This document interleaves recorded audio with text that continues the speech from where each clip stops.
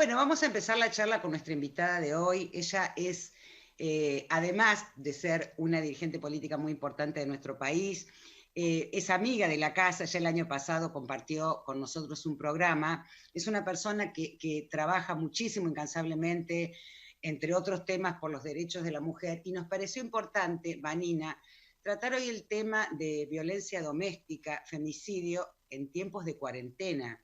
Porque si a veces uno ve tanta agresión contra la mujer en tiempo normal, donde la pareja no convive todo el tiempo y a veces tal vez bajo tanta presión, ¿qué está pasando hoy, no?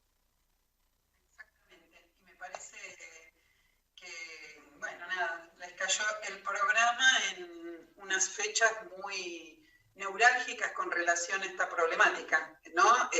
Quiero decir, lamentablemente tenemos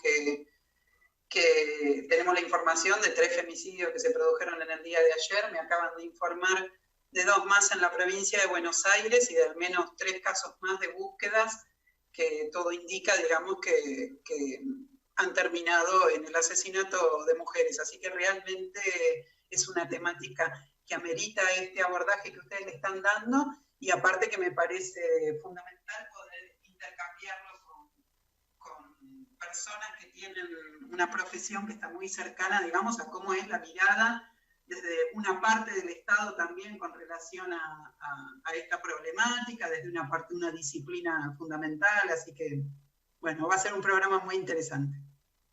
Sí, bien, a mí lo que me... Sí. Sí, no, dale, decimos Marce. No, lo que me llamaba la atención es los medios de comunicación, en general los medios de comunicación masiva. Uno ve que están todo el día con el tema de la enfermedad, con el tema del virus, con el tema de la parte económica, pero le están dando muy poco espacio, sino cero espacio, te diría yo, al tema de la violencia doméstica. Yo creo que me enteré, Vanina, Laura, de algunos casos de femicidio por las redes sociales y no precisamente por los medios. Cuando entiendo yo, y corregime, Vanina, que como decía al principio, el hecho de la convivencia, tal vez de los problemas económicos, debe ser como mucho más virulento todo el asunto, ¿no? Y los medios no se están haciendo demasiado eco, me parece. Totalmente. Ayer fue un día con 3 femicidios y nos encontramos con que hoy ni un diario registraba, ya no en tapas de diarios, sino en las homes de sus respectivos espacios. Ni un diario registraba lo que había ocurrido. En algunos casos estaba como una nota que nunca aparecerá en la home de ese medio. Así que realmente es como señalás, llamativo.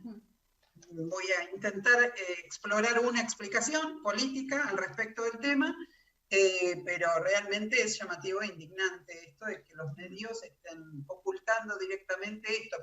Voy a dar un ejemplo. Los medios han marcado reiteradas veces que en este país, a partir de la cuarentena, han disminuido fuertemente una serie de delitos, ¿sí? Sí. En algunos casos más del 50%, y es un dato interesante para analizar desde el punto de vista del comportamiento de una sociedad, de un abordaje, digamos, que el Estado tiene que hacer frente a esta problemática. Entre el conjunto de delitos, la mayoría de ellos ha disminuido, sino por decir prácticamente todos menos los femicidios. Y esta situación, este destaque que se produce en medio de la cuarentena, de este fenómeno social, no se traduce en ningún tipo de políticas, y escuchamos a ministras del área en un punto, voy a llamarlo de esta manera y también lo voy a explicar en el transcurso del programa, transitando un negacionismo con relación al problema de la violencia intradoméstica, los femicidios, y de la necesidad de tomar medidas realmente extraordinarias y urgentes, ¿no?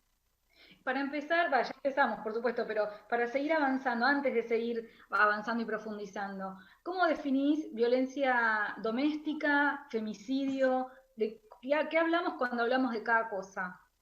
Mira, en primer lugar, cuando hablamos de femicidios estamos hablando centralmente del asesinato de una persona movido, digamos, por una cuestión relacionada con el género al que pertenece esa persona.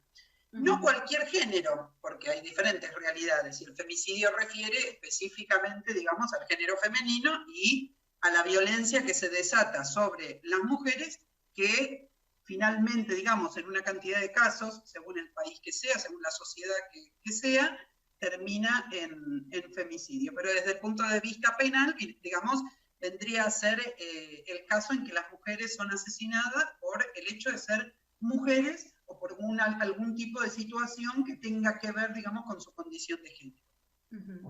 Y en el caso, y en el caso de la violencia doméstica, me parece importante marcar que hablamos de esta violencia en términos amplios y nos referimos a una parte de esta violencia cuando hablamos del problema de la violencia que viven las mujeres, por ejemplo, y es así que va a ser, digamos, hay ciertas cosas que están naturalizadas, pero no se habla muy habitualmente de la violencia que viven los niños o los adolescentes al interior de un hogar, porque si bien nos deconstruimos de algunas cosas, no de todas, y efectivamente, digamos, ocurre que es una forma de la violencia que está mucho más tapada y silenciada, que incluye prácticas que son un tabú social todavía hoy, como es el hecho del abuso sexual contra los niños y las niñas adentro de los hogares. Entonces, digo, la única violencia que existe en el ámbito doméstico no es la violencia contra la mujer. Contra los chicos se ejercen muchas formas de violencia también, pero bueno, es una de las violencias más comunes, es una forma de la violencia que tiene, bueno, desde mi punto de vista, toda una explicación basada en un ordenamiento social que es el que conocemos nosotros, ¿no? Las formas de la violencia contra la mujer no fueron siempre iguales en la historia, y a cada régimen social le corresponde una forma de violencia. La familia tal cual la conocemos hoy no es una forma que haya existido bajo todas las sociedades, y esta forma de familia, este lugar que ocupa la mujer adentro de la familia en este régimen social, conlleva, digamos, una especie de reproducción al interior de la familia de una relación como si fuera la relación de clase que existe en la sociedad, conlleva una serie de vínculos que permiten al interior de la familia descargar frustraciones e iras que se producen fundamentalmente fuera de la familia, y todo esto está muy relacionado con el tipo de sociedad en la que vivimos, ¿no? Tal cual. Estábamos hablando, vos lo primero que mencionaste es que, bueno, que se están confirmando se confirmaron 3 femicidios más 2 de hoy también. Yo tenía un número que se publicó la semana pasada, que fueron 27 casos en lo que va del año de femicidio en Argentina, y me pareció muy interesante tu comentario de que es verdad que se menciona en todos los medios de comunicación, en los noticieros, se destaca esto de que bajó el delito, pero no se habla de que se incrementó la violencia doméstica y puntualmente hacia la mujer. A mí me llama mucho la atención cuando escucho a los políticos hablar de muchos planes para combatir esta circunstancia y que no se mencione ni siquiera como punto de interés este suceso. Necesito que me hagas un análisis de esta situación, porque es realmente violento ver eso en los medios, que ni siquiera se mencione, porque pienso yo, esto es un parecer mío, si al menos se mencionara, se pusiera en el tapete público, bueno, llama a cierta reflexión, a cierto interés de todos, pero no mencionarlo es demasiado. Sí, ¿no? Es una imagen muy violenta y muy fuerte. O sea, me hace ver que tiene que ser intencional, eso es lo que yo digo, porque si no, no hay forma de no mencionarlo. Sí, sí, obvio, y es intencional por diferentes motivos. Creo que hay un sector del poder gobernante que obviamente prefiere ver cómo pasa el día del temblor cada vez que se produce un femicidio para después seguir con las cosas que realmente les interesan, que no tienen nada que ver con... O sea, tienen absolutamente naturalizado y asimilado que hay una parte, una porción de la sociedad que así como puede llegar a ser descartada como fruto del despliegue de un virus que termine con una parte de los adultos mayores de una sociedad, de la misma manera actúan frente al problema que conlleva, digamos, esta realidad de femicidios. efectivamente, desde los gobiernos no solo no se han tomado medidas, no se habla ni se registra la problemática. Yo les voy a hacer una observación, porque no quiero que la audiencia piense que uno piensa que este es el único tema del que no se habla. Obviamente hay un montón de temas de los que no se hablan, claramente. Nosotras hoy estamos refiriendo a esta cuestión, pero quiero este abordaje porque a veces cuesta un poco comprender la cuestión de género, entonces para que no se sienta decir, mira, esta viene otra vez a decir que no se habla del tema de la violencia contra la mujer y mirá yo que de repente me quedé sin trabajo y no sé qué. No se habla de la violencia contra la mujer, se habla poco y de forma deformada, digamos, de los contingentes de trabajadores que se están quedando sin trabajo en esta realidad, se habla poco de muchas cosas, quiero decir, antes de mencionar el problema del abuso infantil, ¿sí? Si hay un tema tabú adentro de los medios, y yo hace poco tiempo lo hablaba con dos periodistas que son dos periodistas que siguen la problemática del abuso, es el abuso infantil. No existe, no hablan, no se habla. ¿Qué pasó con los casos del fútbol y el abuso? ¿Qué pasó? Total. Lo de Independiente es un caso que te imaginás, evidentemente tocaba efectivamente las fibras íntimas del poder y compañía, y por eso no se supo más nada. Entonces, volviendo, el problema con los femicidios es un problema, primero, que se busca la naturalización, se busca reproducir esa naturalización que ya existe en la sociedad. Luego ocurre lo siguiente: para enfrentar los femicidios, si nos ponemos a ver diferentes sociedades, por ejemplo, en México ocurren casi 9 femicidios más por día de los que ocurren en la Argentina. También México es una población bastante más grande que la de la Argentina. Se calcula que se incrementaron los reclamos, los pedidos de asistencia por violencia de género desde que inauguraron su forma de cuarentena, que no es igual que la de la Argentina y es mucho más tardía, en un 50%. Entonces ocurre lo siguiente: los gobiernos tienen que invertir. Vamos a olvidar que yo milito donde milito, que el gobierno es el gobierno que es todo. Imaginemos que lo primero que se necesita cuando tenés un hecho tan extendido en el conjunto de la sociedad como es la violencia contra la mujer es tener políticas muy aguerridas, invertir mucho dinero. Hay que invertir dinero y hay que tomar políticas en el siguiente sentido. Yo tiendo a creer que este Estado no va a solucionar este problema, porque no le interesa solucionarlo. Pero sucede lo siguiente: me voy a olvidar de que pienso eso y digo, ¿qué tendría que hacer el gobierno? Y bueno, gastar mucha plata, por ejemplo, contratar mucha gente especialista en el tema, que pueda hacer un acompañamiento adecuado, seguir los casos en donde se han realizado denuncias previas, porque nos vamos a encontrar, Camila, esta chica que fue encontrado su cuerpo ayer y que la estaban buscando desde hacía 11 días, había denunciado. Fátima Florencia Acevedo, el caso que se produjo en Paraná días antes de que comenzara la cuarentena, había denunciado al menos en 9 oportunidades y estaba dentro de una casa refugio cuando fue asesinada. Vanina, la mayoría de las mujeres... Es absolutamente normal. Digo, No, digo que la mayoría de las mujeres que terminan muertas, la mayoría ha hecho la denuncia, ha hecho lo que se le dice que tiene que hacer la denuncia, pedir ayuda al Estado, la mayoría de los casos. Exactamente. Y terminan muertas. No las asistió, y no las ayudó. Exactamente. Y el Estado, y el gobierno tal cual lo conocemos hoy, porque hemos tenido dos gobiernos, digamos, que se identifican entre sí como antagónicos, este gobierno tampoco está en la dinámica de solucionarlo. Porque primero dinero, no se quiere poner presupuesto. Hoy se está cerrando un pedido de reestructuración de deuda. Esto es lo que nos preocupa, no poner guita en poder asistir a las mujeres. Dinero para contratar mujeres en condiciones como corresponde, no para que otras precarizadas deban asistir a otras mujeres que necesitan asistencia. Vos estás hablando, para quien no conoce, quien nos escucha de otro país de Latinoamérica, estás hablando del servicio de asistencia telefónica que hay para la violencia de género en nuestro país, que a su vez también son trabajadoras que creo que están 6 horas atendiendo llamados y no sé en qué condiciones trabajan. Y recién les escuchaba a ustedes hablar y pensaba que, bueno, si todas las que denunciaron terminan, o sea, si todas las mujeres asesinadas o la mayoría, previamente hicieron la denuncia, o realmente la justicia no presta atención, o simplemente el proceso, el protocolo actual no sirve. Porque algo tiene que pasar ahí. Algo está fallando.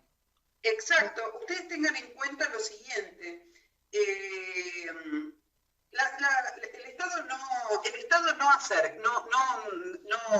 avanza, no asiste, no acerca soluciones, no hace campañas de difusión. Y las campañas de difusión que hacen, quiero señalar lo siguiente. Veamos qué es lo que sí hay. Sí. Hay un 144 que, como dijo Laura, tiene las siguientes problemáticas. Las mujeres del 144 tienen, me voy a poner los auriculares a ver si se escucha un poquitito mejor. Dale, las mujeres del 144 tienen, ustedes me dirán si se escucha mejor ahí, las mujeres las mujeres del 144 tienen condiciones de hacinamiento, trabajan en condiciones de hacinamiento porque es un call center donde están todas sentadas. Tienen sus propias trabajadoras, son un servicio esencial, tienen sus propias trabajadoras que se han tenido que tomar licencias por sus propias problemáticas personales. Quiero decir, o por tener chicos en casa, o porque son población de riesgo, etcétera, etcétera. El gobierno que dice, contratamos a 20 personas más para el 144, 20 personas más debe ser aproximadamente lo que necesitaban para cubrir las licencias que se tomaron, ¿sí? Claro. ¿Y cuál es el principal problema de la línea 144? Que, como recién señalaba Laura, no tienen las herramientas para poder asistir adecuadamente a todas las víctimas que la llaman. Y ustedes imagínense lo que deben ser 6 horas de recibir llamados desesperados en algunos casos, en otros casos no tanto, al respecto de esta problemática. Entonces, el 144 tiene esta realidad. Barbijo rojo. El gobierno... hablemos de la campaña, sí. El gobierno... Explicamos, también para quienes no conocen, la campaña de Barbijo Rojo es una campaña que se habilitó durante esta cuarentena para que las mujeres que sufren algún tipo de violencia dentro de su hogar, como medio, digamos, de pedir ayuda en caso de que no puedan porque están todo el tiempo con el agresor en su domicilio, entonces que se acerquen a una farmacia y que al farmacéutico le pidan un barbijo rojo.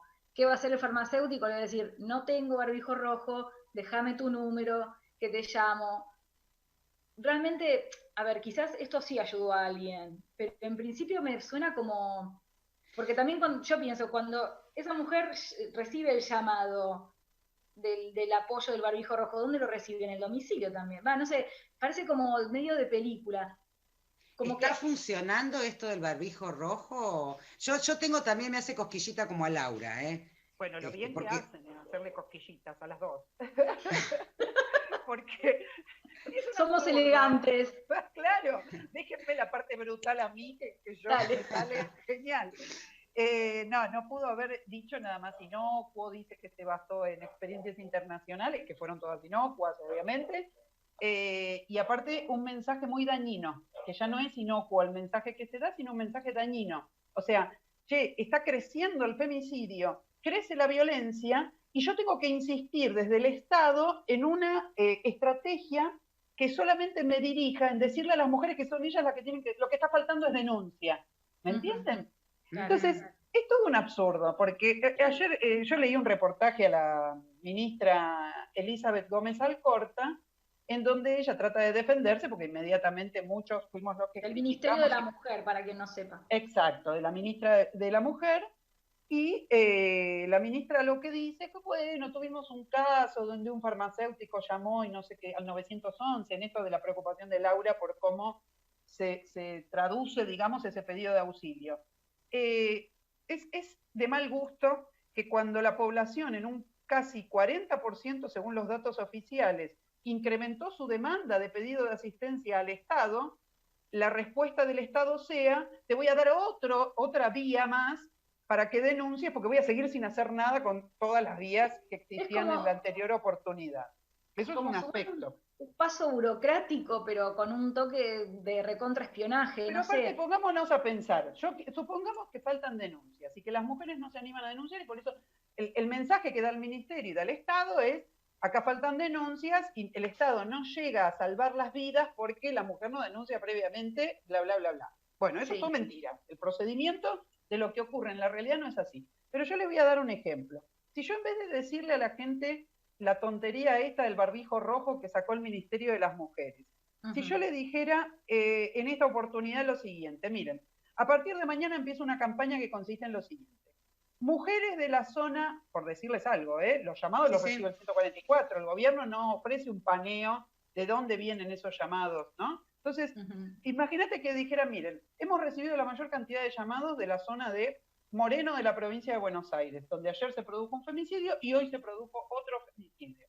Entonces, como hemos recibido la mayoría de ahí, vamos a implementar esta política. Nos vamos a dirigir a las mujeres que están siendo violentadas para decirles, desde el Estado, que nosotros tenemos varias herramientas para que ellas puedan vivir sin ese calvario, que ellas se pueden acercar aquí, allá y no sé dónde para poder ser asistidas y evaluar su situación, que ellas pueden requerir mediante el llamado del 144 que vaya un dispositivo con psicólogo y no...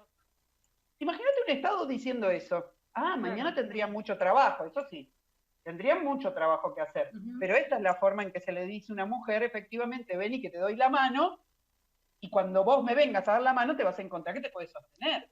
Eso es lo que necesita una mujer violentada, y no que le digan por enésima vez que la culpa la tiene ella de que no denuncia, que es el mensaje del Ministerio de las Mujeres de la Argentina. Entonces, este es un aspecto. Como que, no, yo pienso que sí tendría que hacerse público o tendría que ser más explicativo del qué pasa después. ¿Cómo se le da secuencia a eso? Porque vos como que decís, bueno, ok, voy, hago lo del barbijo rojo.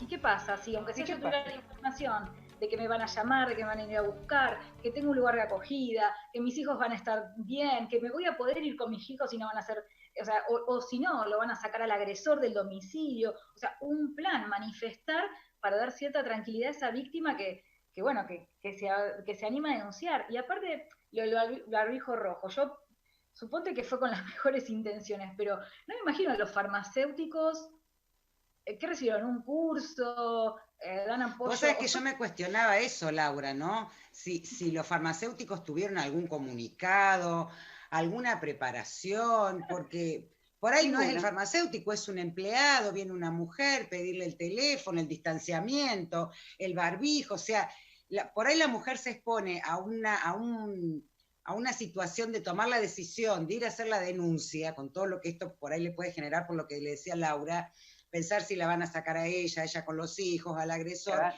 Y después encontrarse en una situación que ella dijo, quiero un barbijo rojo, y después ¿qué? ¿Qué ansiedad? ¿Qué vive? ¿Cómo vive esa mujer interiormente? Si le suena el celular, si atiende o no atiende, si atiende el agresor, o sea, qué incertidumbre. ¿Cómo Totalmente. Seguiría? O Totalmente, si los farmacéuticos no tuvieron... No ha sido dicho eso la que carga del farmacéutico porque nosotros nos imaginamos una mujer que va temerosa, puede ir, pero no sabes con qué circunstancias se puede encontrar. Entonces, exactamente. Una gente más pregúntenle por la duda a la esposa del farmacéutico. No quiero poner en sospecha a todos los hombres de este mundo, pero es lo lógico. Pero es verdad. Por ser farmacéutico, es un depositario confiable de un pedido de ayuda así. No, por eso. Y vuelvo sobre un tema que no es menor. Cada vez que ocurren femicidios se recurre a tomar iniciativa, porque les recuerdo que el barbijo rojo salió a la tarde del día que iba a haber un aplausazo por los femicidios, la tanda de femicidios anteriores, terrible, que fue hace una semana atrás. Entonces, esta fue una estrategia exclusivamente para conformar o para mostrarse como que decían algo sobre algo que estaba suscitando un interés social y que la sociedad reclamaba. Ojo, yo quiero decirles una cosa, yo soy opositor a este gobierno y critiqué esto. Y no critico lo que me parece que está bien, critico lo que me parece que está mal, digo, no es que es un capricho que tengo. Ahora, la política del barbijo rojo fue criticada por todo un sector feminista adherente al gobierno, que sacó una declaración pública, porque es obvio que es una política absolutamente inocua y que ha sido solamente colocada sobre la mesa para distraer al respecto de que las cosas de profundidad no se están haciendo. ¿Qué debería hacerse? Quiero hacer una aclaración, que yo hablaba de cantidades de femicidios en lo que va del año, y hablé de 27 son los de marzo. En lo que va del año en nuestro país son más de 80. Así que bueno, queda pendiente retomar el tema de, ya sabemos que seguramente la campaña de barbijo rojo no está funcionando, que el ciento tiene grandes defectos. Entonces, ¿qué se debería hacer? ¿Qué es lo correcto, Vanina? Bien, mira, hay algo de la aspiración de lo correcto que es un poco difícil en esta situación, pero lo que es seguro es que se requieren medidas extraordinarias para una situación tan extraordinaria, que si se diera, digamos, en otros ámbitos de la sociedad, se tomarían de alguna manera esas medidas, pero sin embargo aquí hay entre un desinterés y una problemática en la que tampoco se quiere escarbar tanto, digamos, a la hora de poder abordarla. ¿Qué pasa? Para todo un sector del movimiento de mujeres, sin lugar a dudas, lo que se requiere es una política activa de parte de aquel que quiere rescatar a una mujer que está dentro de un ámbito doméstico de una situación de violencia. Y esta parte activa no pasa por el lado de que sea el Estado el que le pida a la mujer que denuncie, sino que sea el Estado el que se ponga proactivo en ir a buscar a las mujeres que están siendo violentadas, vendría a ser el concepto. En este escenario puede haber muchas variables de esta situación. Por ejemplo, la ministra de las Mujeres de la Nación señalaba en un reportaje hace unos días que, un poco en respuesta a las críticas que había recibido por lo del barbijo rojo, que en muchas oportunidades, cuando se atiende el 144 y se estima, digamos, que está en una situación muy límite, el 144 deriva al 911 y el 911 va a buscar, y que en algunos de esos casos fueron reubicadas esas mujeres en casas de familiares. Entonces dice, te das cuenta que no se necesita tantas casas refugio, porque en realidad se las puede llevar a casas de familiares. Bueno, la verdad que se necesita todos los dispositivos. Hay algunas que no van a tener casas de familiares a donde ser llevadas, y en algunos casos el hecho de llevarla a una casa de un familiar es porque no hay un mejor lugar, porque quizás la casa del familiar no esté tan buena como no está buena la suya. Entonces, realmente, digamos, hay muchas medidas para tomar. Nosotros estamos pidiendo, en primer lugar, que ya mismo se haga un paneo de dónde son las zonas más críticas al día de hoy, en base, digamos, a los llamados al 144 y a las líneas de cada una de las provincias, que también se han incrementado los llamados de forma exponencial. En el caso de la provincia de Buenos Aires, en un 60% se aumentaron los llamados. Según dice la ministra, lo que ocurrió fue que es el único teléfono que contestan, entonces hay muchas llamadas que se derivan directamente ahí. Lo cierto es que están todos estos casos de femicidios y que estiman que por lo menos en un 30% sí hubo un aumento de ese 60% de llamadas. Entonces decía, estamos reclamando que con ese mapeo se pueda intervenir sobre la urgencia, es decir, bueno, si la mayoría de las llamadas están llegando, por decir algo, de parte del norte de la provincia de Buenos Aires, coloquemos ahí 3 casas refugio, avisemos a las mujeres que tenemos a dónde llevarlas en condiciones como corresponde para que, en el caso de que necesiten ser trasladadas, o ¿cuántos casos de denuncia tenemos en la zona norte que hayan denunciado a mujeres, hayan entregado perimetrales y qué es lo que está pasando con esas perimetrales?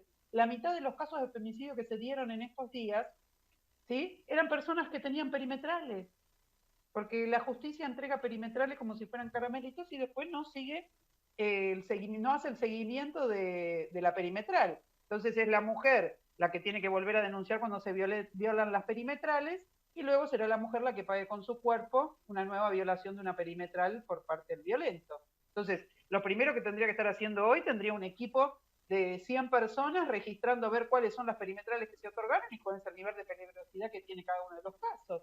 Una política activa de parte del Estado. Esto que te digo de las perimetrales sería una forma impresionante, por otra parte, de involucrarse con una problemática que está judicializada hace muchísimo tiempo y sobre el cual el Poder Ejecutivo dice, yo no como, eso es problema del Poder Judicial. ¿Cómo puede ser que se produzca semejante? Entonces, hay que poner casas refugios, hay que determinar cuáles son los casas refugio atendidas por profesionales bien pagas, en condiciones adecuadas para que realmente sea un lugar donde la mujer violentada se pueda sentir cómoda y pueda estar con quien necesite estar, hijos, madre, etcétera, porque muchas veces esa violencia se traslada a otras partes del núcleo familiar. Hay que hacer un registro de todas las perimetrales que están otorgadas y sobre la base de ese registro mandar trabajadoras sociales, mandar profesionales, etcétera, para revisar exactamente en qué situación se encuentra esa relación y qué nivel de abordaje del tema ha llevado adelante aquel al cual se le entregó una perimetral para poder decir si la perimetral sirve realmente para que esa persona se mantenga alejada o estamos en presencia de un perverso o de otras patologías que pueden llegar a mostrar que puede avanzar sobre la perimetral. Esto por un lado. Luego, hay que interpelar, hay que escuchar a las organizaciones de mujeres que son las que están atendiendo a las compañeras. Con 10.000 pesos de refuerzo familiar, no personal, no se puede, digamos, se reproducen las bases sobre las cuales se lleva adelante la violencia contra la mujer. O sea, una mujer que es débil económicamente, entonces hoy tenemos un nivel de empobrecimiento muy grande. ¿Cómo hacemos, por ejemplo, para que el gobierno se decida a entregarle el subsidio de 10.000 pesos a todas las mujeres, por ejemplo, empleadas domésticas que se han quedado sin trabajo? Porque ellas no están todas incluidas dentro del beneficio de los 10.000 pesos. Si en alguna de sus núcleos familiares, que a veces son muy amplios, tienen radicado el domicilio en el mismo lugar muchas personas, y alguna de esas personas cobra un plan de 8.500 pesos, no se le otorga los 10.000 pesos a, por ejemplo, las otras 3 mujeres que pueden vivir en esa casa y ser empleadas domésticas. Que eso es lo que ha pasado con el universo de 4 millones de personas que quedaron afuera. Muchas de ellas son mujeres, porque son las más precarizadas y las que más dependen de otro tipo de asistencias que se entregan a otro tipo de personas. Entonces, el planteo que estamos haciendo, entonces, tiene que haber un sostenimiento económico. Ahora, uno dice, tiene que haber un sostenimiento económico masivo. Para nosotros tiene que ser de 30.000 pesos el subsidio al parado y tiene que durar lo que dure la emergencia económica. Y uno dice, de mínima 30.000 pesos, digamos, para poder, estamos hablando de un ingreso que de ninguna manera resuelve una problemática familiar. Y uno dice, ¿en el Estado hay plata para eso? Bueno, hoy es un día muy paradigmático en este sentido, pero todos los días lo son, ¿sí? O sea, hasta ahora, en lo que va desde enero hasta abril, el gobierno gastó 10 veces más en pagar la deuda externa que en reforzar todo lo que se necesita para atender el problema de la cuarentena. Miren, ¿qué quieren que les diga? No hay nadie en este mundo, está bien que yo soy una trosca cabezadura de lejos, pero no hay nadie en este mundo que me pueda convencer de que es sensato y otro tipo, digamos, de análisis que les gusta hacer a los profesionales, a algunos profesionales de la economía o de la política, que nadie me va a convencer de que es sensato pagar la deuda externa antes que otorgar un beneficio económico como corresponde a una población que está siendo hambreada. Pero bueno, algunos piensan que sí, eso es un síntoma de sensatez. 12 millones de personas se anotaron para recibir el ingreso familiar de emergencia en este país. 12 millones de personas, y no estamos hablando de todos los que se podían anotar y que tenían derecho a anotarse. Así que creo que esas son las medidas que hay que tomar. Refuerzo económico para solventar, digamos, a mujeres que con la base económica pueden, como les gusta decir ahora, empoderarse más y avanzar, digamos, en liberarse, digamos, del yugo de esa violencia. Lugares adecuados, con personal adecuado y bien pago para asistir las posibles salidas del hogar de emergencia que haya que hacer frente a casos de violencia muy extremos. Obviamente que todo lo que se pueda separar al violento de la casa, pero al violento también hay que darle un lugar, a no ser que piensen radicarlo no sé en dónde. Lo digo esto porque la ministra de las Mujeres de la Nación hace 4 días atrás polemizó con la idea de que había que pedir casas refugio, dice, porque en realidad el paradigma que tenemos que cambiar es que es al violento al que hay que sacar de la casa. Uno no sabe si es cinismo o qué es esto. O sea, obvio que vos tenías que sacar a los violentos de las casas, pero no hiciste nada como gobierno para sacar a los violentos. De muerte, alguien ante el riesgo de muerte hay que sacar a la mujer inmediatamente. Exactamente. Claro.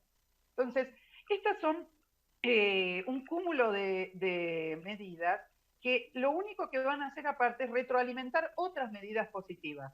Que esto es lo que decíamos un poco cuando decíamos, ¿qué tipo de publicidad tenés que hacer? Denunciar, el Estado te dice acá que denuncias, o tenés que hacer un tipo de publicidad que muestre que sos proactivo, que estás en el tema y que vos vas a solucionar o vas a llevar adelante una política que realmente le dé espaldas a una mujer para poder salir de esa situación. Sí, y saber es el camino. Y proyectar también que el Estado tiene la capacidad de analizar en profundidad cada caso con cada variable, porque también Total. se suele englobar, se considera por supuesto que las personas con menos acceso, o sea, con menos dinero, tienen menos chance de poder irse, de correrse, o sea, hay dependencia económica. Pero como vos decís, en realidad estos temas requieren el análisis de cada caso para atender cada necesidad, y el Estado debería mostrarse como alguien idóneo para atender cada necesidad y darle Totalmente. seguridad a quien denuncia. A mí, Totalmente. Perdón, Laura, una cosa. Cuando el Estado dice una cosa por otra, está educando a toda una sociedad.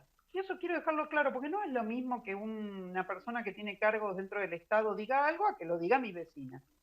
¿Sí?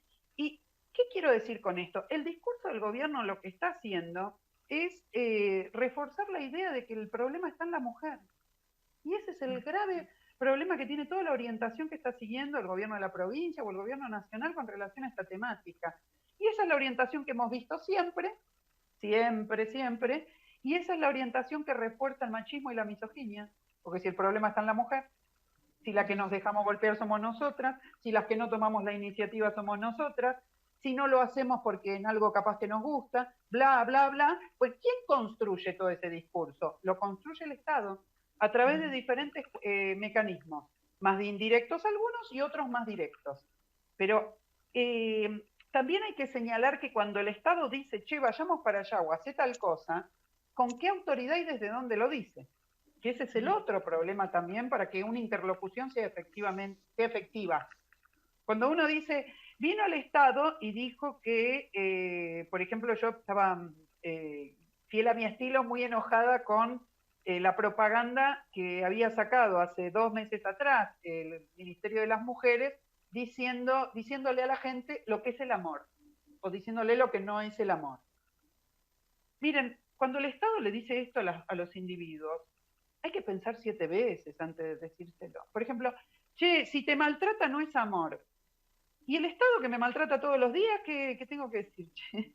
¿Qué tenemos para decir? ¿Qué tiene para decir el Estado? El Estado viene y me dice cómo debe ser mi relación personal. ¿Y qué dice el Estado sobre el Estado? El Estado es el que me maltrata todos los días. ¿Por qué después voy a decirle al infeliz que tengo al lado, o mejor dicho, sí le voy a decir, pero digo, ¿dónde empieza la responsabilidad de los maltratos hacia las mujeres? ¿En el Estado o en el último orejón del tarro que no sabe amar? Entonces, acá otra vez hay un punto de vista y un discurso que vuelve otra vez en fomentando una formación social de la cual se desprende que es la mujer sobre la cual está depositada la responsabilidad de salir de esta situación, y eso es lo más nocivo del discurso gubernamental de este momento. a mí me llamó mucho la atención, perdón, Marce, solo agrego esto nada más. Sí. De verdad, yo no sé si en estos días habrá cambiado, pero hasta ayer o antes de ayer, me sorprendió mucho enterarme que el Ministerio de la Mujer no forma parte del Comité de Crisis COVID-19 del gobierno, aunque sea para tratar la circunstancia, plantear los problemas clave. Me sorprendió muchísimo. Eso habla a las claras de que no es un tema por presupuesto, ideología, pero es un tema que realmente le importa. Exacto, es como si no estuviera en el comité de crisis no sé, la pata dedicada a la cuestión laboral, digamos, claro. Exactamente.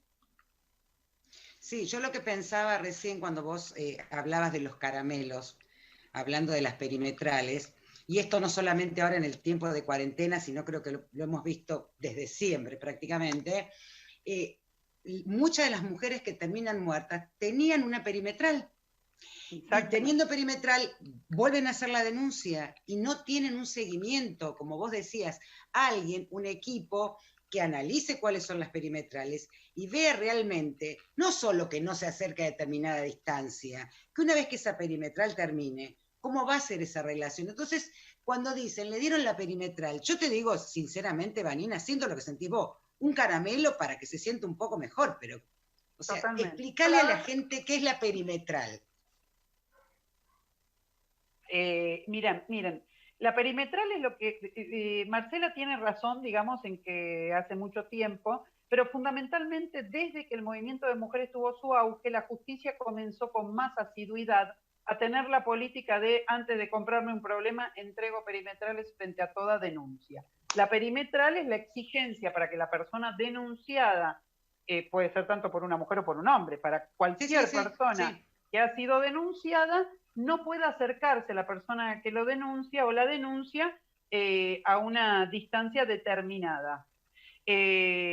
Bueno, tenemos muchísimos casos de mujeres que han, como señaló Marcela, pedido la perimetral. La perimetral ha sido otorgada por la justicia, denunciaron 7 veces que violó la perimetral y luego finalmente terminaron muertas, ¿sí?, teniendo la perimetral registrada. Y después tenemos otro uso bastante corriente en estos tiempos de la perimetral, que es contra las mujeres, ¿sí?, por cuestiones que tienen que ver con la tenencia de los niños, que también es un uso bastante extendido que está teniendo la perimetral con el impedimento de contacto hacia las mujeres cuando hay un problema de tenencia de niños. En el caso de la perimetral, insisto, desde el año 2015 a esta parte se fue incrementando muchísimo la entrega de perimetrales. Me ha pasado de conocer casos en donde se entrega la perimetral solo por el hecho de que el juez no se quiere comprar un problema, vamos a decir, y finalmente, a esto es lo que la ministra de las Mujeres ha llamado, no, perdón, la ministra de las Mujeres no, a esto es lo que se ha llamado en Paraná como una forma efectiva de actuación del Estado, porque había entregado la perimetral en el caso de Fátima Florencia y resulta ser que no, o sea, lo dijeron después de que murió asesinada, una cosa de loco. Iván, y si bien nos queda poco, perdona, Marce. No, me parece que iba a ir por el lado que ibas vos, pero permitime, Laura, decirle a Vanina que ella en un momento, en el primer bloque, comentó que uno de los temas que tampoco se están hablando es el tema de los abusos infantiles, que me imagino que en esta época también, que estamos en cuarentena, que por ahí está más tiempo con su violador, con su agresor sexual, las criaturas, y de esto tampoco se habla, pero que es un tema que nosotros con Laura el año pasado lo hemos tocado infinidades de veces y lo vamos a volver a tocar, porque indudablemente, no sé, sentimos que tal vez el hecho de visualizarlo, de darle difusión, tal vez es un pequeño granito de arena, porque indudablemente hoy por hoy es todo, por lo que estamos viendo en los medios, un montón de cosas, menos lo que vos decías, ¿no? El tema de femicidios, el tema de abusos sobre niños, el tema de la gente que está perdiendo sus trabajos y vos decís, Dios mío,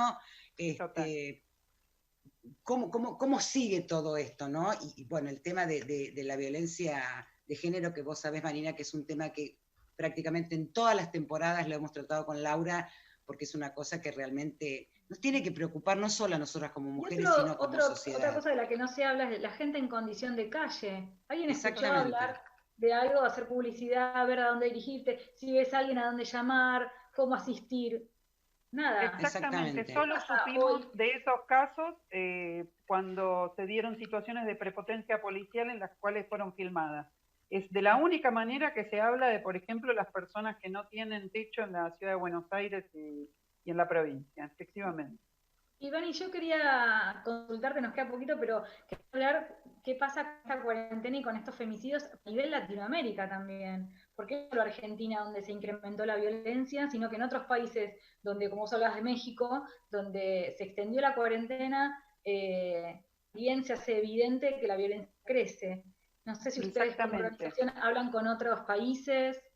Sí, justo aparte nosotros estábamos poniendo en pie una conferencia latinoamericana con representantes de otros países, bueno, algo que no se va a hacer finalmente ahora por la situación en la que estamos, y hablamos este tema con las compañeras de México y con las compañeras de Chile también. A ver, la realidad se repite de manera idéntica de acuerdo al nivel, digamos, de violencia que se desata en cada una de esas sociedades, pero efectivamente es una problemática que están tratando como de ir tapando. Están convencidos todos los gobiernos, y esto lo digo incluso, tenemos 2 ejemplos en América Latina para que vean, digamos, que de alguna manera, con un discurso o con otro, desde una posición política y desde otra, se actúa más o menos de la misma manera. Por ejemplo, en el caso de Chile y Argentina, hay de alguna manera un abordaje similar en la cosa esta del silencio, de tapar, de tirar algún mensaje, digamos,